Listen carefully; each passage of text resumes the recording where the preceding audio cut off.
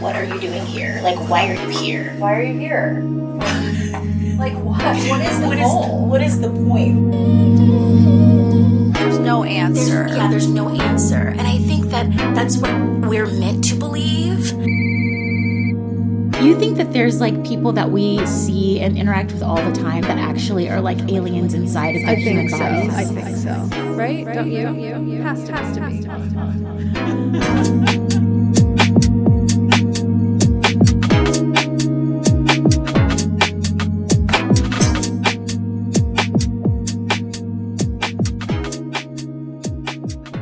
It was my birthday. Happy birthday, Court. Thank you. Happy birthday season. Thank you. Yes. Leo season. Oh, happy man. birthday to me.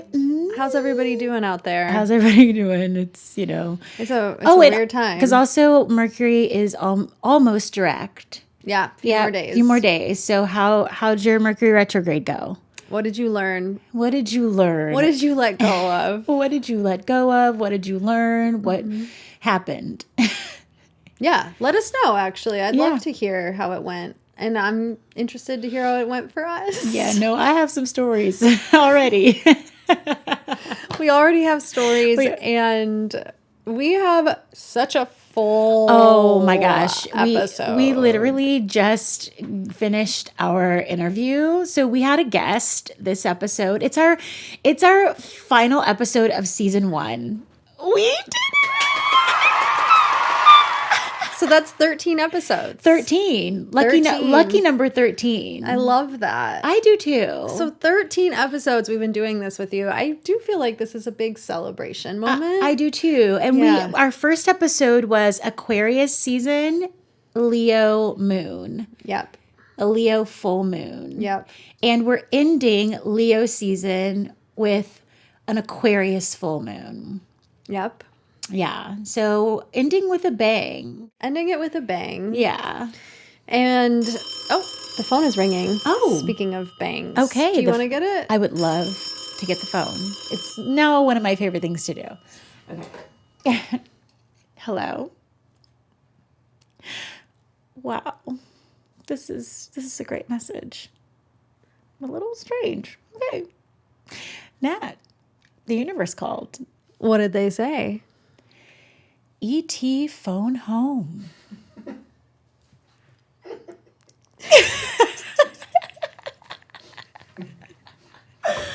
The aliens are coming. The aliens are coming, Aquarius moon.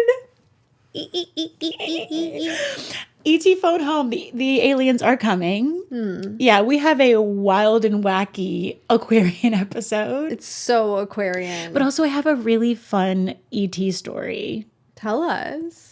So my mom went to go see E.T. the day that she went into labor with me. Cute. Isn't that cute? And it was just my birthday the other day. And so she went to go see E.T. and she came home and she started to have contractions. So I might be an alien. That makes so much more sense now. No, I'm definitely not. You make more sense now. You like unzip and then there's like an alien underneath your skin. I love that. I wish. That's so wholesome. Like Men in so Black, wholesome. like Men in Black. Yeah.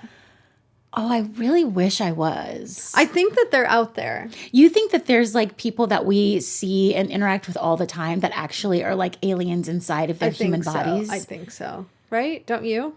Has to be. Perhaps. Who might say no? Speaking of aliens, I'm going to do our intro for our guest. Because, okay, please. You know what? We set the stage with Jeff. Oh, we do plenty with Jeff. So we're just going to read Jeff's bio. And we're going to just get into it. That's right. So, first of all, Jeff Hinshaw, they is the founder of Cosmic Cousins and has made several contributions to the world of astrology. Exploring the intersection of astrology and spirituality, Jeff teaches the ways in which astrology can be used as a tool for self-discovery, embodied health, and deeper learning. They discuss the connection between astrology and other esoteric practices such as tarot, psychology, meditation, and yoga. So excited. Y'all are in for a huge treat. I've been following Jeff's work for a really long time, so it is a fangirl moment for me. You'll see. You'll see. You'll see.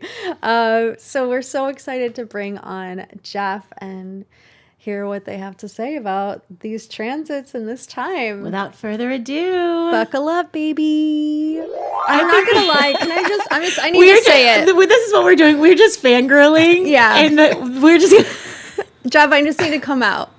Like, I'm fangirling because I've been following your work for years. Yeah. Aww. Like, years and years, and I feel like, you know, I don't consider myself an astrologer, like, you know, probably like the way that you do, but I really got into astrology a lot because of you. Oh, cool. I I love hearing that. And Yeah. I love that you're podcasting now, because I think for me, I started listening to some other people's astrology podcasts, and then I was like, oh, I think it's time for me to have my own. So it just kind of creates that ripple effect, which I think as an Aquarius is like what I'm here to do is like I don't know who's listening to my podcast. I could just put the information out, Yeah. but it is creating a ripple effect. So that's like a reminder for both of you as you do your podcast. You don't know whose lives you're actually touching, and that's actually very Aquarian. So I think for the Aquarius Full Moon, it's a time for us to be really connecting into that ripple effect that we all have with each other. So even like the work that we're doing in our own personal life and our own personal healing journey, even if it's like on the edge of the desert, you know, it is creating a ripple effect. That's I think for right. Aquarius, it's important to not isolate in that. So like I could be living out in the desert and not podcasting. And then that's kind of like the shadow of Aquarius where it's like I'm kind of not using my gifts to help. So in order to be out under the stars, I have to have technology to like still reach people. So these are all Aquarian themes though. It's like the stars, our interconnectedness, technology. We're in a very Aquarian time. We don't really need astrology to tell us that, but it helps give us vocabulary. And it's an intense time. Pluto's now in Aquarius for the next 20 years. And we know Pluto is like death and rebirth. So yeah, we're definitely in. Right before this call, I was working with an Aquarius rising who's like, what is going on? And I'm like, oh, Pluto's right on your ascendant. So a lot of Aquarians have been reaching out to me to just kind of learn how to navigate this time. And so the full moon of Aquarius is a time for us to kind of be checking back in with Pluto, it's been an intense time collectively. So that will be some of the themes I'm sure that we'll get into today. Yeah, definitely. As well as Uranus and Gemini. Pluto was right on my sister's ascendant. I just thought about that. Oh, and her changes. Shit. Anyway. Yeah. Yeah. That is crazy. Anyways, There's so much going on. There's so much. Okay, let's Well, intro. as Scorpios, though, Pluto's one of your planets. So Pluto's now in the sign of, you could say podcasting as Aquarian. Yeah. You know, it's like Aquarius is like all forms of media using technology to get information out. So both of you have Scorpio in your big three. So yeah, you're becoming more Aquarian over these 20 years. And here we are. I also think that probably, I don't know about you, but I feel like teaching yoga is very Aquarian. Yeah. Even though I know it's in the body, like if we're thinking Yeah. about the ripple effect and the connectedness of it all, it feels very, you know what I mean? And the philosophy portion of it, you know, I mean, yes, the asana is in the body, but sharing the philosophy of it, I feel like that is, and and the connection, because I mean, yoga is about uniting, and it is very a little bit more cerebral. Yeah. Yeah. Each zodiac sign, I know you know this review for all of us, and I remind myself this every day, but each zodiac sign is connected to a different part of the body. And that's one way that I like to embody my astrology practice, and how I even bring it up if I am teaching yoga is, you know, bringing it back to the body and how these signs connect. But Aquarius, one of the things that Aquarius rules over is the energy body. So I also think like that's a big part of yoga too, is having some sort of energetic awareness. Aquarius is also connected to the nervous system too, and I think that yoga can be a nervous system regulator, depending on the style of yoga, I guess, you know. But Aquarius is also the ankles. So I always think at the end of a class, when people are in Shavasana, I would love to be able to give everyone like a full body massage, but I usually just go around and touch each person's ankles to just like ground the energy. And that feels very Aquarian to me, because you're getting to every person, you're connecting to the ankles. And that also helps to regulate the energy body and the nervous system too, when you make that contact to the ankles. And it makes every person feel loved. And then if you close out with like some sort of sound like Om or just whatever chakra center you're working with, the coming together of voices is also very Aquarian too. So I like that we're talking about like the cerebral side, like the intellectual, the philosophical side. I think that's there, but also like the energetic side to it too. Yeah. Yeah. It's interesting. I taught, are you familiar with the koshas, Jeff? Like it's like that, you know, we have like layers of being. And this week I was talking about koshas, and I really focused on the wisdom body, which is like your intuition and stuff. But it's, you know, like I think the second one is your pranic body, right? And just, I don't know, just thinking about that, like the layers of being, you know, like that we're going from the physical, and then we kind of work our way in, and it's taking us to that bliss space. We talked about that. Which now, in some ways, this is kind of getting us into Pisces, because Pisces is like the auric field. So Aquarius and Pisces as sister signs, they kind of like start to overlap with each other a little bit, as all sister signs do. When I say sister signs, it's the signs next to each other in the wheel. Yeah. Yeah. Yeah. Because one kind of lends itself to the other. Is that what you would kind of? Yeah. They start to feed into each other in the same ways, like, you know, with Cancer and Leo, which are sister signs. Cancer is the chest, like the entirety of the chest cavity, but Leo's the heart. Yeah. So, and I think, you know, we're all 12 signs. We have all these body parts actually. And I think that's what's cool about connecting to astrology in the body is like, oh, even if you're not an Aries, you do have a head and a brain, which is Aries parts of the body. So we can get to know that part. So we all embody Aries in some way. Even us just being seen is like a very Aries thing. It's like Aries is like the face, look at me. Yeah. And then Leo is also connected to the hair. So it's like, you know, the fire signs are a little bit more forward facing. But yeah, they all kind of feed into each other. Yeah. Yeah. That's so interesting or not interesting, but it is it's not interesting, but it's appropriate that you just mentioned that Leo being the heart, because we were actually talking about being in Leo season. You know, because this will be in Leo season. Yeah. And I'm feeling it already because we're recording this and Mercury's retrograde in Leo. So I'm already like tuned into Leo. I honestly, I was teaching a class the other day and I was just like, I started talking about it being like almost Leo season. And I'm just like, I get so antsy and ready for Leo season. Like, I know we still have a little bit left of Cancer season, but me being a Leo sun and just being programmed, I think even, I know not all Leos are, you know, all about being a Leo, but I don't know, so many of us, it's just innate. And as I've gotten older, I've gotten less, obnoxious about it, but like as a younger person, I would like celebrate my birthday all season, like all month. It was just like literally was like it's my birthday season, it's Leo season. Like it's just I don't know why. Like I don't know why. It was just like I was just called to be that way. Yeah. It's just who you are. It feels aligned with your Leo nature for sure. It's just who and I think it's so cool. The coolest thing about Leo to me, from an Aquarian perspective, is that your ruling planet is the sun.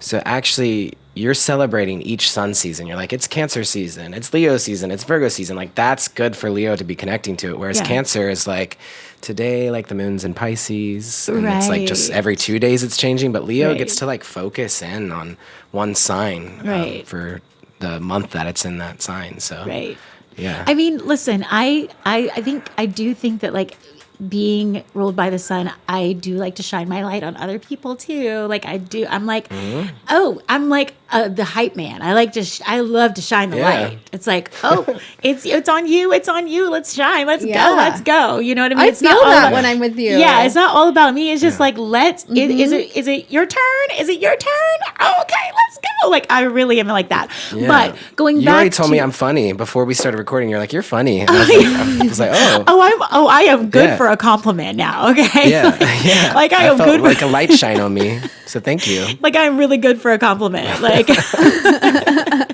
like I will look at you and be like, ooh, what can I find about you that I like? And let me tell you all about it. Well, come on, let's do it. What do you like? No, just kidding. Everything. Do you have any Libra in your like my south node is in Libra. Oh, okay. Yeah. But what's interesting, if you want to get like, what's that? I was like, I feel like you're Libra. I don't know, but maybe it's just the air. Anyway, yeah, like look at if you want to go deeper into astrology, because there's always layers, right? And I'm talking to two people that have Scorpio on their big three, so I'm sure you're like always wanting to go a little bit deeper. There's also different decans to each sign. And you can think decan is like decade or decimal, so dec is 10.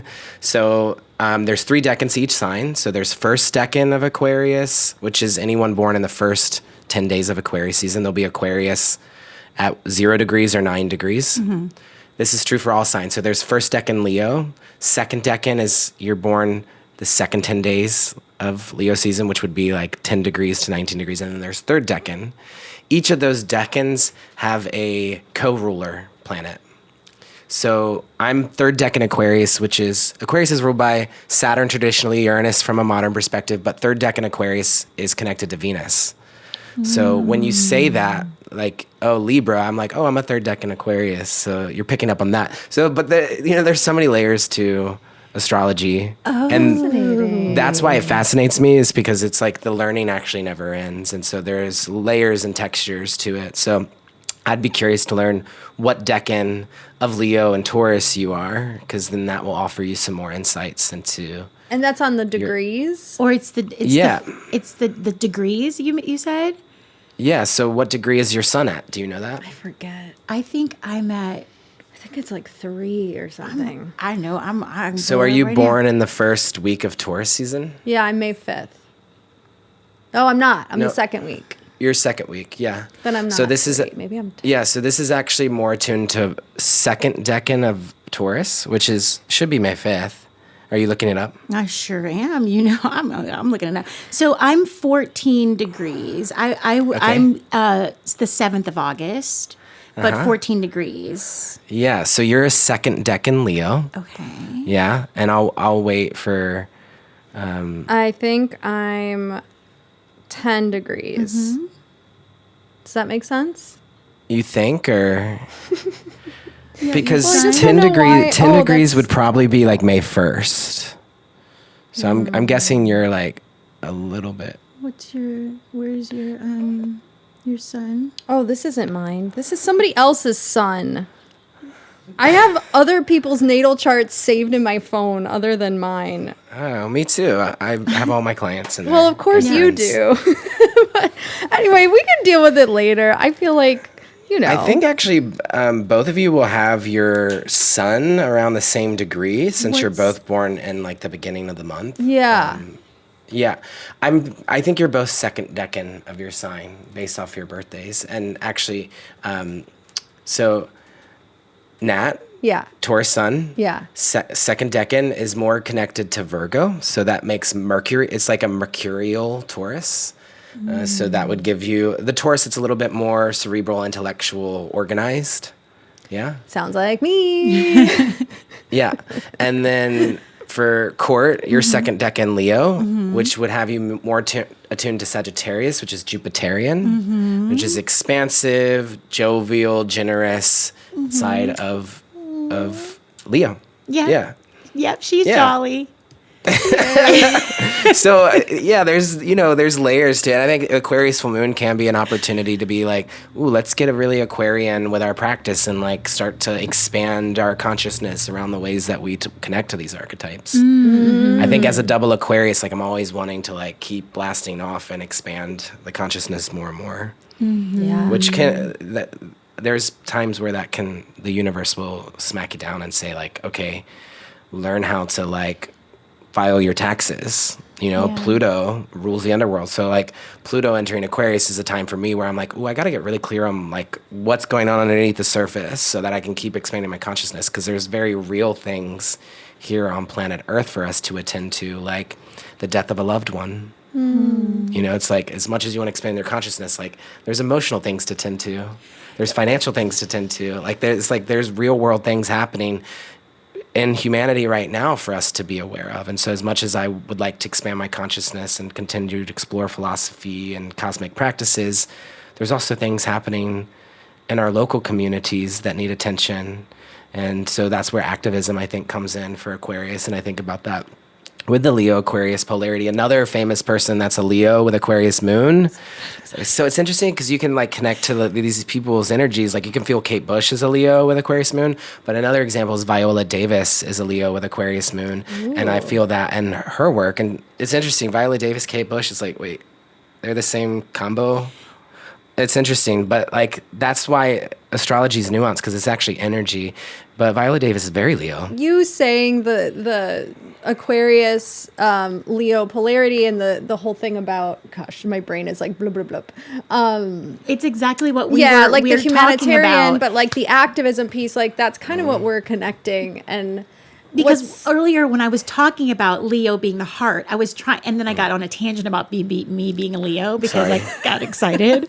But like I was going back to you mentioning Leo being the heart, and then I was going to bring it back to like, yes, Leo is the heart, and Aquarius, what you had mentioned earlier about Aquarius being like, how do we connect? And in this time of like, the shadow of Aquarius is like just being out in the desert and being alone, right? The aloof nature of the Aquarius, right? The alien. But like how proud you are when you say that.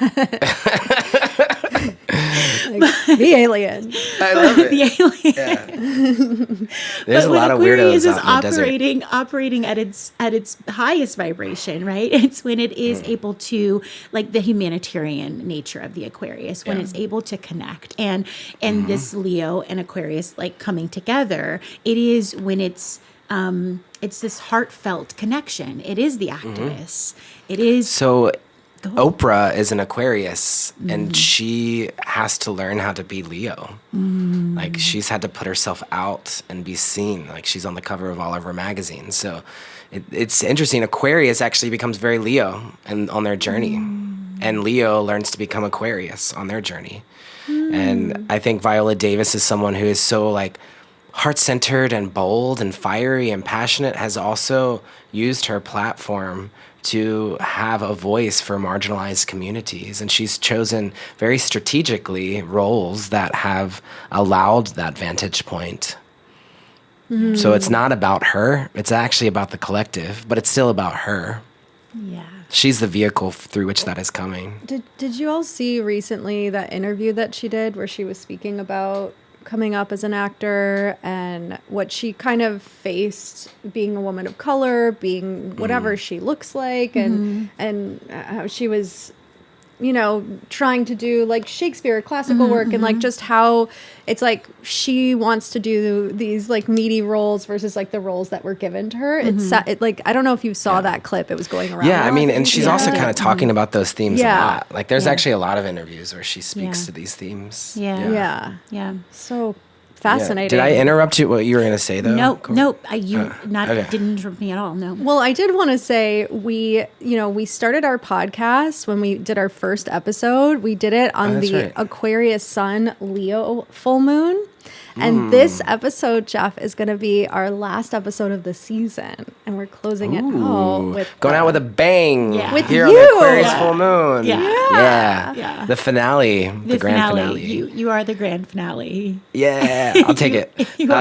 That's exciting. So your podcast, like you could always, I'm sure you know this, but cast the chart for, the moment that you release the podcast and look at the birth chart of your podcast, which could be something interesting to do on today's episode. Well, it is an Aquarius. Yeah. So it is about being seen. I mean, it's about you sharing information with the collective, Aquarius Sun. That's the purpose. But Moon and Leo, it's also about the two of you being seen and developing this kind of playful interaction with each other and building camaraderie through the heart. It's Leo. Yeah. Which just, I think y'all do that. I think so. Yeah. What's the rising sign? What time of day did you release it? Do you know? I want to say it was like 10 o'clock at night or something. No, it was in the morning that we released it. Well, we released it in... Technically the night before the full moon. Interesting. So it might be a moon in Cancer. Which would actually make sense for this podcast because it's very nurturing, or we want it to be at least. It is a little emotional. Yeah, good. We need it. Jupiter's in Cancer this year. Yeah. So it's a whole year of us expanding Yeah. our emotional capacity. Yeah, we need that. What are your thoughts about Mercury retrograde in Leo right now? I use it as an opportunity to really, enter picture in picture. I'm pulling up a Substack article that I just released yesterday on Mercury retrograde in Leo because plug. I have lots of thoughts on it. You can always check out my Substack where I'll be posting things. But this one, can you still see me? I lost. Yes, we see I lost you. the video. Where did y'all go? Allow this time. Oh, there you are. Yeah. So what I titled it was "Hold Your Inner Lion with Care." So it's an opportunity. I think people get so like in their head about Mercury retrograde, less thinking about Mercury and more about the sign it's in. It gives us more time to think about Leo. And so Leo, we love that for Leo. Let's think about Leo before it's even Leo season. Mercury's in Leo. So let's start talking about Leo. Mercury's talking and communicating and thinking. Mm-hmm. So one of the ways that I like to do that is by utilizing a visual tool that many of us know. It's the tarot. Mm-hmm. And so there's cards associated with Leo, and one of them is a strength card, which shows typically a woman, but it could be any figure wearing all white. She's kind of adorned in flowers. She has like a flower crown and flowers wrapped around her waist. And then she's soothing a lion, a ferocious lion. She's just calming down. So I do think, Mercury in Leo, and also when the sun's in Leo, it's a time where our emotional realm, which Cancer season allows us to tap into the emotions, maybe starts to get intensified or needs some outlet for expression. And so that can be intense at times. Leo energy as a fixed fire sign can have this kind of passionate outburst if there's not space for the emotional realm to be expressed. That's the thing. Even though it's not a water sign, Leo's very emotional. And actually, all the signs are emotional, but they express them in different ways. And so while Mercury is retrograde in Leo, I'm leaning in on the strength card, which is listening to the inner lion. It's like if there's something going on in a relationship with someone and they say something that pisses you off, Mercury in Leo might be like, I'm going to tell them off. F that. That was messed up. But the soul work for Leo we find in strength is actually how can you sit with those emotions and listen to what they want to tell you? Because actually what's going on is maybe that person is no longer in alignment for you and you need to set clear boundaries in a way that's not telling them off, but is in a way of you consoling your inner child, your inner lion, and also taking into consideration there. So we learn to set really clear boundaries with fixed signs. And so Leo is about learning the art of boundaries when it comes to relational awareness. Yeah. And that can also be in our own personal life too, like in your creative practice. Like if you're just feeling a certain way, how are you channeling it in a way that is productive? So, these are things that I'm thinking about for Mercury retrograde in Leo. It feels so, it sounds so empowering. You make it sound so empowering and like I feel excited. Yeah. Like here's some dates for us. Mercury entered Leo on June 26th. And so that spark ignites in the heart's chambers around then. So think back to around June 26th. Mercury stations retrograde July 17th. So that's today that we're recording this, but this is not coming out now. Yeah. But that's a pause in the performance of whatever's been going on. And so it's an invitation for us to step back. Yeah. And to kind of and so we're doing that right now. And we're talking about it, bringing awareness to it. And I think it is an invitation to be in reflection whenever Mercury's retrograde. Yeah. So maybe step behind the curtain call, let's pause, listen to what the inner lion actually truly needs right now.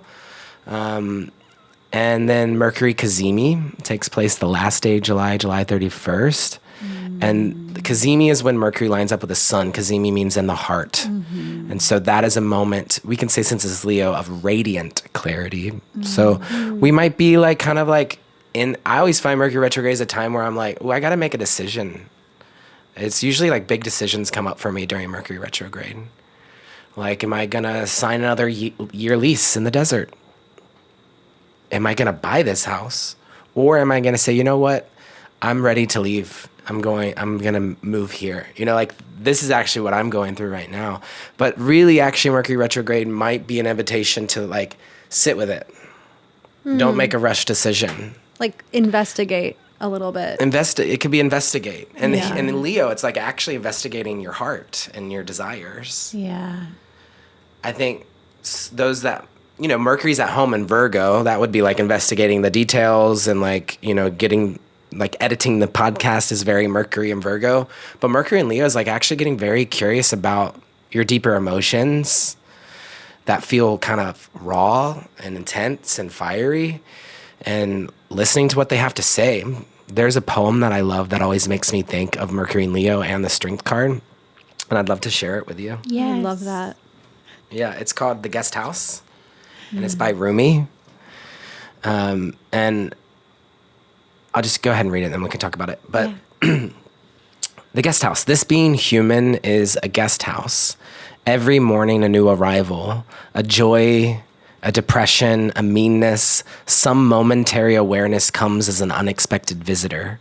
Welcome and entertain them all, even if they are a crowd of sorrows who violently sweep your house empty of its furniture. Still treat each guest honorably.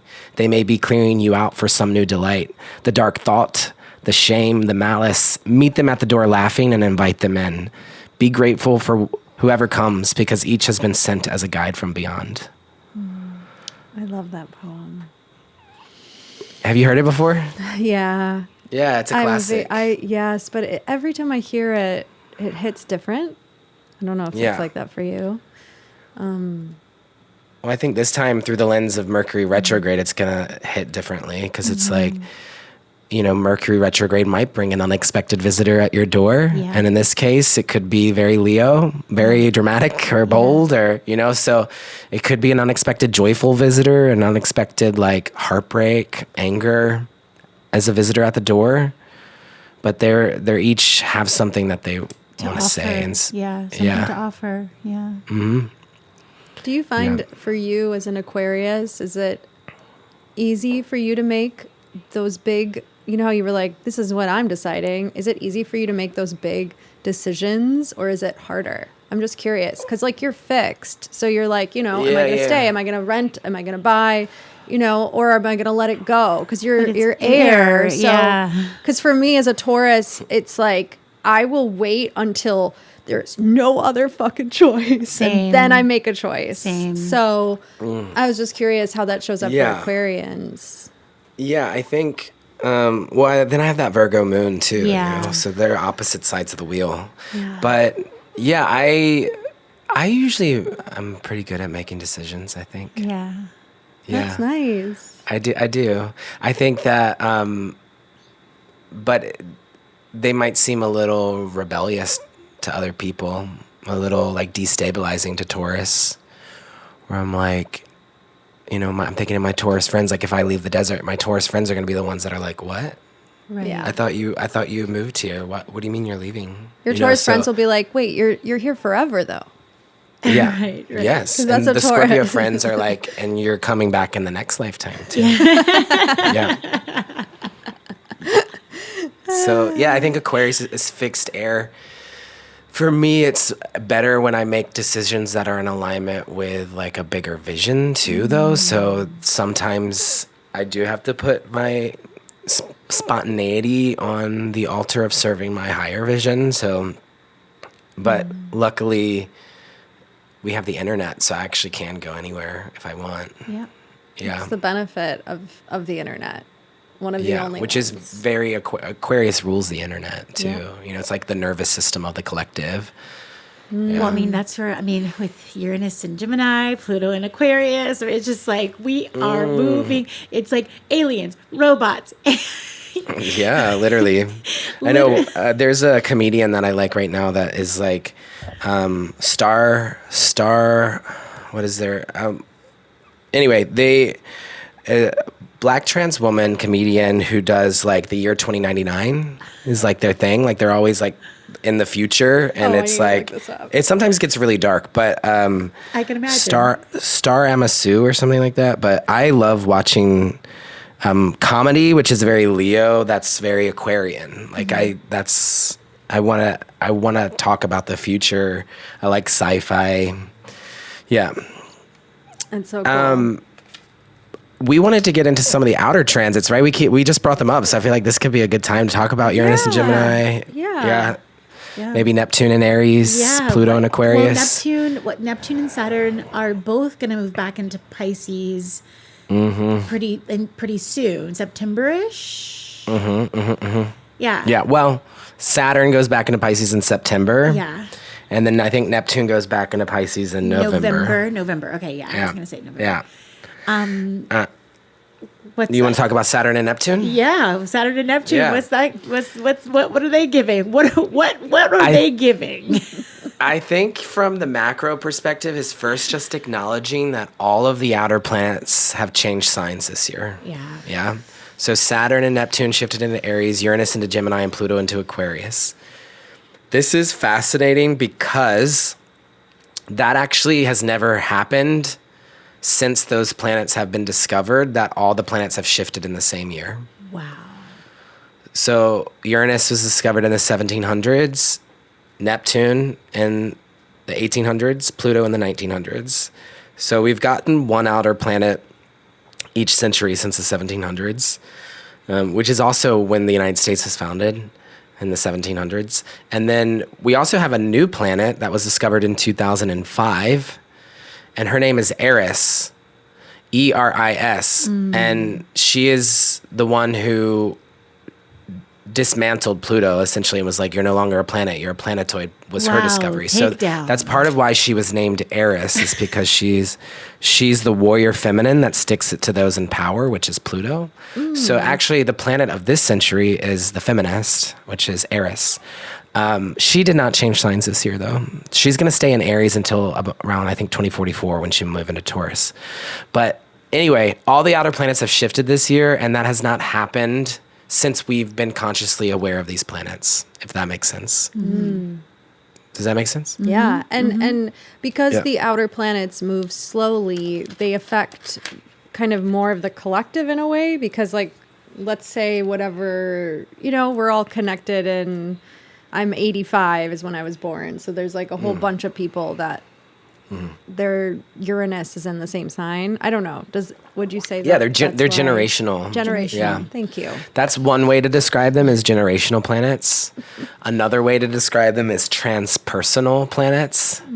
So in our own personal life, they might also speak to our larger unfolding transpersonal awareness, which would be like spirituality. And for some reason, I'm getting like feedback right now. Not feedback from me, but like it sounds like AC or something. But I didn't hear that. There's a leaf sounds like blower. Oh, it's the leaf blower. Okay, I just wanted to.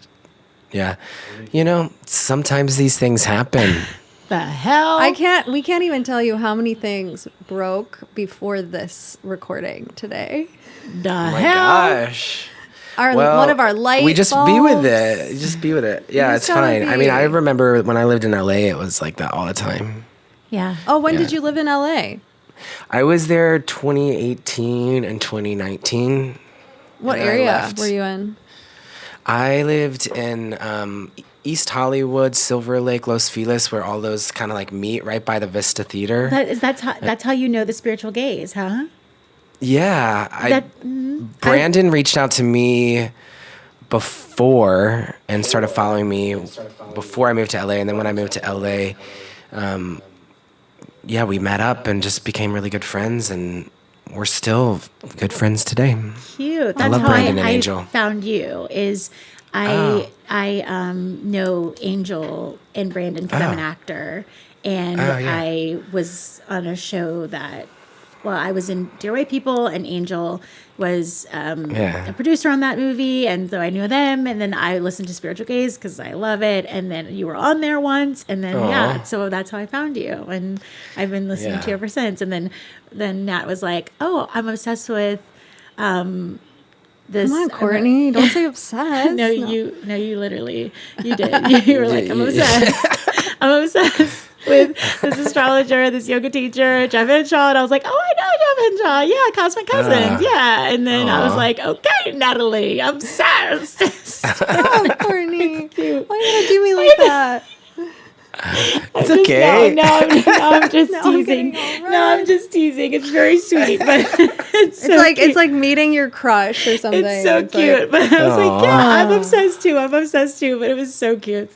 Anyways. I mean, truly what really speaks to me about your work, Jeff, is also just how heart-centered you are, how also you incorporate into the body. I don't know. Just there's so many elements of what you offer that I think is so wonderful. Everybody, you should listen to Jeff's podcast. Yeah. Oh, thank you. Yeah. Yeah, I've really enjoyed the reboot. Yeah. So happy Yeah. about the reboot. Well, I launched it on the Scorpio full moon. Yep, during Taurus season. So the relaunch is a Taurus sun, Scorpio moon, but The relaunch. Cosmic Cousins itself is actually a Virgo sun with Libra moon and a Sag rising. But let's talk about Saturn and Neptune. Okay, that yeah. have just shifted signs. Yeah, actually, this is a larger unfolding because Saturn and Neptune only join in the sky about once every 36 years. In our own personal life, this is about us restructuring Saturn, our spiritual life, Neptune, and how it speaks to our sense of self and identity, which is Aries. So, but they're both going back into Pisces, so we're kind of starting to get a taste of it this year. We might find that it's important for us to be more disciplined, Saturn, around our spiritual life, Neptune, but also our creative life. I mean, Neptune's also rules movie and music and poetry and dance, but also mysticism. So there could be a lot of reality checks, Saturn, around our spiritual life, our creative life right now. That is the time to reorient and restructure the ways that we commit. So on one hand, like knowing, Court, that you're an actor, you know, Neptune would definitely be a planet for you to look to, and especially since you're a Pisces moon. Neptune is one of the ruling planets for Pisces. So you're likely being encouraged at this time to get more disciplined when it comes to your spiritual and creative life, but also it could be a reality check and be like, am I pivoting? Am I going to start committing to something else? And it's Aries, which is like new beginnings, right? It's like, you know, Aries is also like, go after what you want or start something new or like, you know, so yeah, it's a big energy for us actually. And I think everyone's kind of in this moment of like,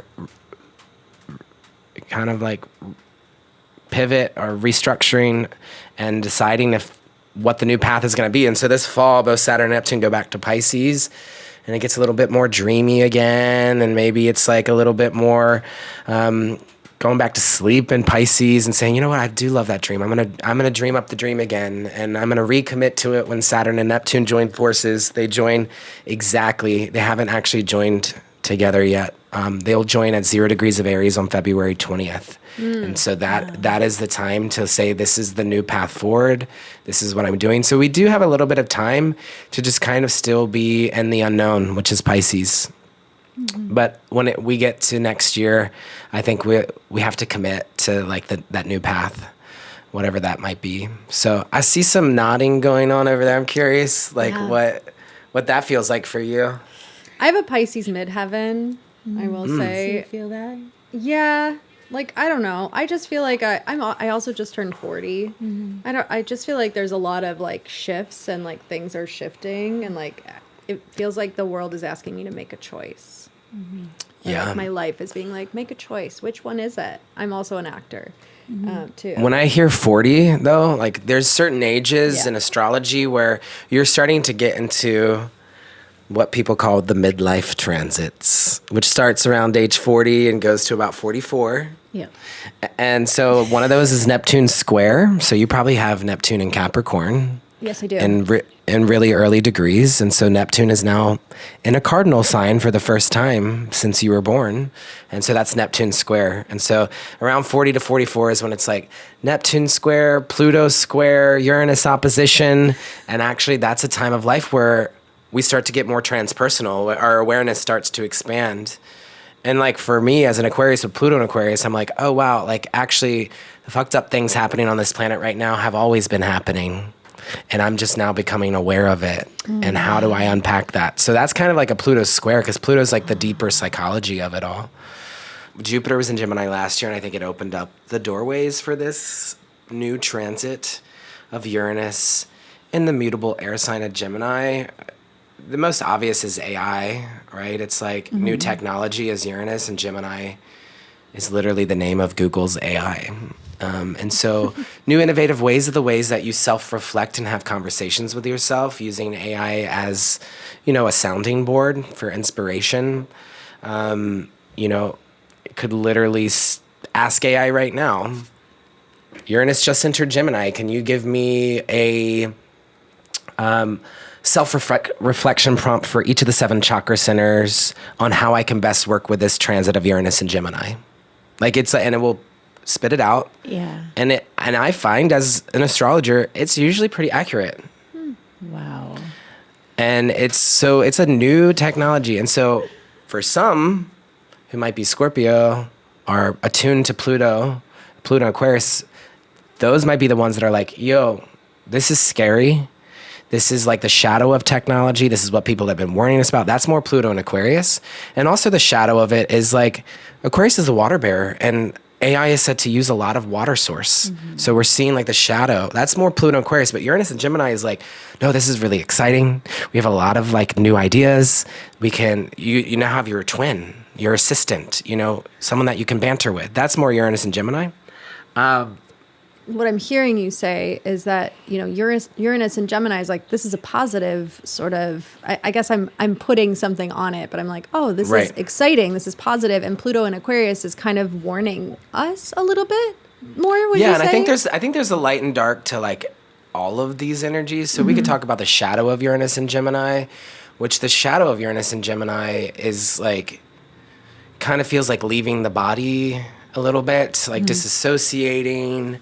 Because Uranus is the nervous system and Gemini is like splitting. So it's like, in some ways, the shadow of Uranus and Gemini is like, there's sort of like splitting of the self through technology, which in some ways we have like our online persona and our in-person persona. So I feel like we've kind of been doing that for a while. We've kind of been moving in that direction for a little while. Yeah. Huh? This seems to like amplify that in some ways. Yeah. And the way I'm seeing it, which is a little creepy, is like you can record a video of yourself and then have AI just make videos and you just prompt it to it. And so you literally have like a split version of yourself.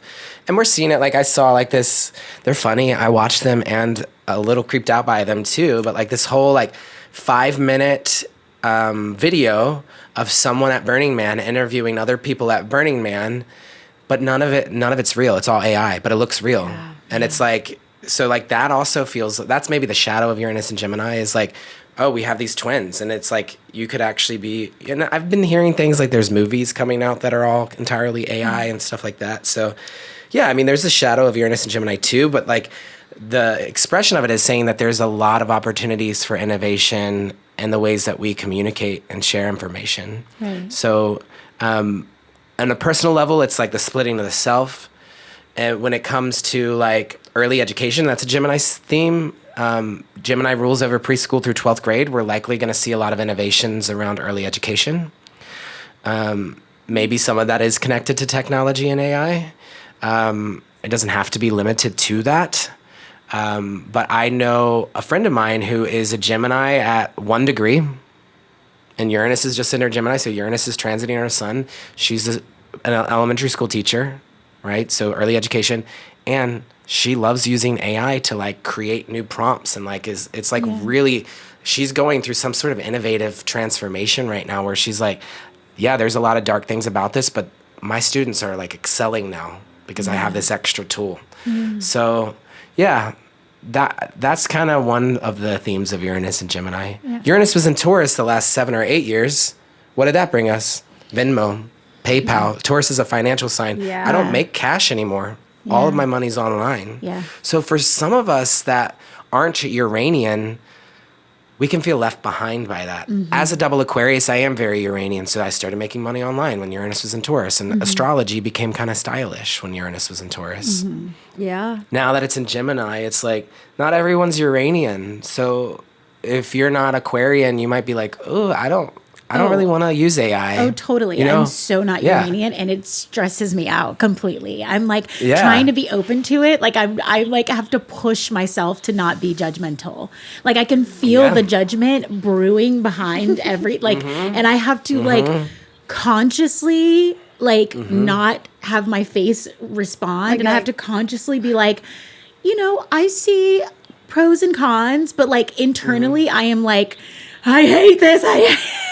Yeah. Because I Feel just it, but that's also the Leo too. Like, listen to that. Yeah. Especially like now that the sun is entering Leo for the first time, that Pluto has fully moved into Aquarius. We're getting that Leo Pluto opposition. Yeah. I would listen to that wisdom, and I think that we started the convo saying there's a lot of fixed energy, and Leo and Scorpio are not wanting to budge, and they're not your Uranian signs. Yeah. Leo and Scorpio are not really interested in new technologies. But they're here. They Like feel that's like the thing, more this energy is organic. here. Like DIY. Yeah. Like they're like Yeah. touching and tactile. I really, Same with Taurus too. I feel Yeah. I mean, But here you are online right now. Like it's like the technologies are here. kicking and screaming. No, I'm just kidding. What's up? I said kicking and screaming. You did want to do this in person, actually. But we didn't find the right date. I to do it in really person. wanted to. I was like, I want to come out to the desert. Let's go on a day when Jeff's teaching. We'll take their class. Like I had this whole fantasy about that literally. physical connection. yeah, I mean, it's so true. I struggle with it's interesting. I struggle with change. However, like I do enjoy like deep transformation. Like that is really interesting to me. I like to watch something die and decay. Like I love the decaying of something. Like that is fascinating to me. But like when there are new things that are like new things come up and you want me to do new things, like new systems, I don't want a new system. Yeah, and I think that speaks to your big three as like, Pisces squares Gemini. So Uranus is going to square your Pisces moon. And that will be a moment in time for you. I don't know what degree your moon is at, but already by sign, you're feeling Uranus and Gemini, which is bringing new technologies around communication. Your moon in Pisces is like, oh, wait, like, I want to feel the emotion. I like to feel. Yeah. That's accurate. That is very accurate. And then the Leo, is actually your Leo could eventually feel supported by this energy if you choose to incorporate it. But Uranus and Gemini can also be reflected in the two of you utilizing technology, Uranus, to have conversations, Gemini. Like that's another use of this energy. Yeah, we're working on it. We're working on it. We're doing it. Yeah. Hey. Is there anything else that we want to close with? So much, but this is what we're going to do. We're going to just have you back. Second season. I mean, if we can have you back, we don't want to assume. You better come back. I'll come back. Sure. Yeah. Yeah. Every finale episode. No, I'm just kidding. Yeah, you're our season finale. You're always our season closer. So you're going to do season 2? Is this season 1? Well, we think so. We're gonna have a check-in, but I think so. We just want to do a little break. We've been just recording once a month, two episodes per month. Yeah. We're gonna take a little break. We're gonna do some marketing. Yeah, and figure out how to just work smarter, not harder. Yeah. I love that. And I feel like it makes sense during retrograde season that we're doing that. We're going to do a little review during our retrograde season. Leo is in my 10th house, so it's a great time to review career stuff. Yeah, good. And that's so supportive of an actor to have Leo in the 10th house. I do have Leo in the 10th house. Mm-hmm. I mean, someone else has Leo in the 10th house is Robin Williams. And because Scorpio risings tend to have Leo in the 10th house. Yeah, it's true. Yeah, it's true. It is true. Yeah. Jeff, tell our listeners how to find you, and please tell us what you offer, so that way they can find you. I'm cosmiccousins.com. That name came from, I don't have any like birth cousins, so it's just a call out to community for like family. And then cosmic.cousins on Instagram. And yeah, I'm actually this fall going to be for the first time launching module 1 of Cosmic Cousins astrology training. So I'm looking for my first cohort of people that really want to start to learn the foundational energy of astrology, specifically through my lens with Cosmic Cousins, which incorporates somatic healing and movement. It also incorporates a bit of yoga philosophy, the chakra system. Also, tarot is involved in that. So I have like many different methods that I use. So the Cosmic Cousins approach. So I'm looking for my first cohort of people. I'm going to actually be releasing information out on that soon for the Leo new moon. I think is when I'll be putting that out into the world. So that should already be out by the time this podcast episode airs. But yeah, that's how you can find me. How can we find you? You're a mess. We love you so much. The universe called Pod. Please, yes. The universe called Pod. IG, Substack, TikTok. We're on TikTok. We're on TikTok. We are. Okay. We're doing it. The kids love us. They do. But you know what? I've never been able to tap into the TikTok. We're just, because we are so lucky to have John. Thanks, John. Shout out. We film, and so we have clips, and so it's like we can put up the clips of what we're doing. I do want to ask for one more thing before we go. Yeah, what's up? Because I feel like we touched on it so much. We danced around it, but it's like the theme of this episode, like that we're getting into so much, is the 4th chakra we were thinking about because we're in Leo season. The heart. Mm-hmm. Yeah. Is there anything that you want to leave with us about either the sun in Leo or this Aquarius full moon in terms of the chakra system and just how you would approach it as a teacher, or what it makes you think about? Yeah, I mean, well, each sign is going to have a chakra center that they're likely connected to, and maybe more than one, So Leo, for sure, the heart chakra, because Leo's connected to the heart, but also solar plexus is another center for Leo. And then the crown chakra is Leo. Leo's connected to the halo, the infinity halo, is often seen on the woman on the strength card who's petting the lion. She always has like an infinity halo there. So those are great centers of focus for Leo. And I would attune them all together. Like, what does it feel like to place a hand on the solar plexus and on the heart, and then also breathe into the crown at the same time? And what I notice, especially when working with the crown, is that it elongates the spine. And so working with the crown chakra, it's like a string pulling the spine up, and Leo's also connected to the spine.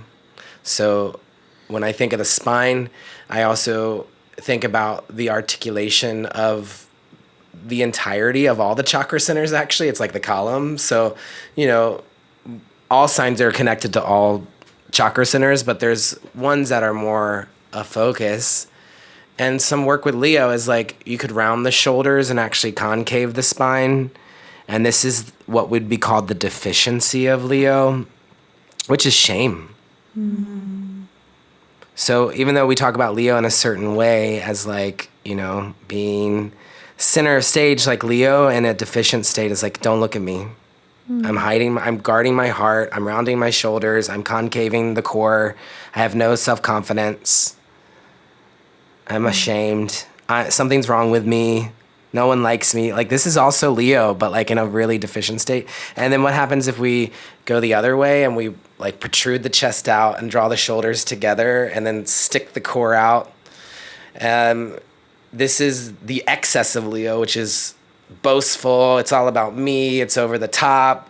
It's taking up too much space, too much light. And then how do we bring it back to the center and find a balance? A healthy expression of the solar plexus is joy. That's where our joy lives. Healthy expression of the heart is reciprocity and sharing, giving and receiving. So, yeah, each zodiac sign, you can go on that journey with their chakra centers. So I think since we're in Leo season, that's a good opportunity to connect in with those centers. Yeah. And knowing that all the signs and energies have deficiency, like there can be a deficiency in the heart chakra, or there can be an excess. And usually when there's like a deficiency in one center, there's an excess in another center. Yeah, it shows So, up like, somewhere else. Yeah, the energy's got to go somewhere. So if we're, you know, excess in the heart is like codependency, like I love you, come be with me. Why don't you want to be with me? Then there's a deficiency in the solar plexus. Maybe it's like lack of self-understanding and confidence. So now I'm like trying to seek it through the heart. Or if it's a deficiency in the heart, it's like I'm not emotionally available to connect with you through the heart. Avoid it. Excess in the solar plexus, narcissist. I'm good on my own. You can't have any of this. You know, so so you can kind of use it as a way of like, oh, which one am I like? Because that would be both Leo expressions as heart and solar plexus. Are you the Leo that's like, you know, codependent, needs the compliments? Or are you the Leo that's like, actually, I'm not connecting? That's one way. I mean, we contain multitudes, so there's so many expressions of Leo, but just starting to have awareness of the body and how that relates energetically, I think is that's how I use it. But some of the vocabulary I was using, I just want to shout out to who my teacher was with the chakra centers, which is Anadea Judith, who wrote the book Wheels of Life and also Eastern Body, Western Mind. And so I did a training with her at Kripalu. That was like 10 days, like back in 2013. And so that's a lot of her vocabulary around the energy of the chakra system is excess and deficiency. And so I've adapted that into astrology too, where I'm like, this is the excess of Leo. This is the deficiency of Leo. So I haven't heard other astrologers using that language when talking about astrology, and that's coming more through the yoga chakra lens of Anadea Judith, if that makes sense. Yeah, absolutely. Yeah. I think that's for me what also connected me so much with your work is because of how much you connect your astrology with the body or with the energetic systems, you know, that we contain. It just is it's so rich. It's super cool. Yeah, and it helps to ground it in a way where, you know, you're embodying the practice. They're not all astrologers, but a lot of people in the astrology community can get so like heady with it. Yeah, but I actually think that it's becoming more integrative in recent years. Yeah. There's a lot of other astrologers. I can't remember his name right now, but he lives in New Mexico. He does a lot of embodied work. Renee Sills of Embodied Astrology is another astrologer who does a somatic approach. Heidi Rose Robbins is another one who I co-facilitate sometimes on her retreats. And we'll actually have someone be the focus for the time, and then a team of like 5 or 6 people come on. Actually, as actors, y'all might really like this, where someone might be playing Pisces Moon. Someone else is playing Leo Sun. Someone else is playing Scorpio Rising. Cool. And like they come in and like, we say, what are you moving through in your life right now? You're like, well, this is what's going on with my acting career. And like Pisces Moon would come in like just like in a puddle, just like stop. You know, and then Leo's Sun is like trying to pump him up, like theater. You know, the hype girl you were talking about, you know, is the Leo Sun. I'm obsessed. Yeah, so there's people are doing this kind of like embodied approach. Heidi actually was and is an actor, so it's coming through the acting lens. So I bring in more of the Aquarian energetic body approach, which speaks to Leo. Leo's like, oh, I can use this information. Yeah. Jeff, this has been such a treat. Yeah. Wow. Such a joy. Yeah, what an honor to be here with you and to get to spend this time with you. And I look forward to staying connected. Yeah. Yes. Yeah. Thanks so much for being here. Thank you. Thank you. And for sharing so much of your work and your gifts. And your time and your energy. Really special. Yeah. Very We're lucky. grateful. on this Mercury retrograde day. Yeah, we did it. No. I know, I was real nervous. I was We got it. We did it. But we did it. Yeah, we'll send you the link to the episode when it's done. And Yeah, I'll put a link to it in my Aquarius Full Moon newsletter. oh, thank sweet. you. Yeah. That's amazing. Okay. Yeah, and we'll include your links on our show notes, everybody. Yeah. Thank you. All Bye, right. Jeff. Thank you. See ya. See you Bye. later. Bye. The Universe Called podcast with Natalie Burtney and Courtney Sauls. Filming and editing by John Meyer. Theme music by Chit Cray, Studio Inertia. Special thanks to Donna and Robbie Falks.